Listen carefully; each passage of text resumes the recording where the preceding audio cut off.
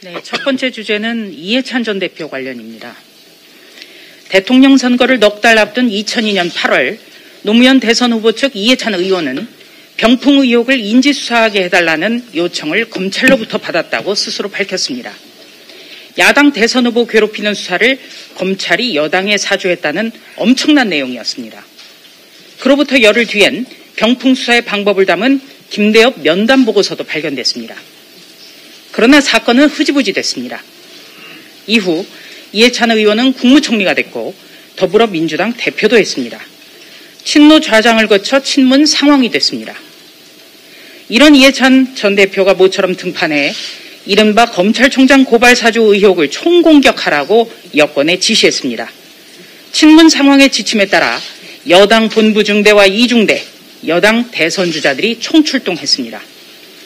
그러나 검찰총장도 사주도 모두 사실이 아님이 하나씩 확인되고 있습니다.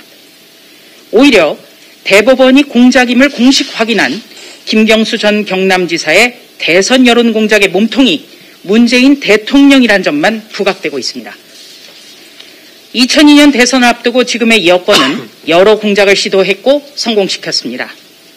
야당 대선 후보 측근의 20만 달러 수수설, 야당 대선 후보 아들 병역비리 은폐설, 야당 대선 후보 부인의 건설사 10억 원 수수설, 이런 것들이 대표적 사례입니다. 정치 공작이 성공한 것은 19년 전입니다. 정치 공작은 사라져야 할 적폐이고 국민의힘에는 공작의 DNA가 없습니다. 친문 상황은 19년 전 병풍 수사 사주의 진실을 지금이라도 밝히는 게 순서입니다. 두 번째 주제는 이상하고 수상한 벼락치기 공익신고자 만들기입니다. 윤석열 전 검찰총장 측의 이른바 고발 사주 의혹을 언론에 건넨 인사에 대해서 대검찰청이 전광석화식으로 공익신고자를 만든 것을 놓고 논란이 거셉니다. 첫째, 대검찰청은 어제 언론 제보자가 공익신고자 요건을 갖췄다고 밝혔습니다. 신생 인터넷 매체 보도가 나온 지 엿새 만입니다. 공익신고 요건을 따지는데 통상 60일 가까이 걸린다는데 대검감찰부는 불과 며칠 만에 초특급으로 판단을 내린 것입니다. 그러나 공익신고자 해당 여부와 보호 조치에 대한 최종 결정기관은 국민권익위입니다.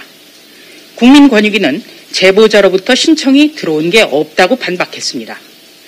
대검감찰부가 대체 무슨 권한으로 나섰는지도 의문입니다.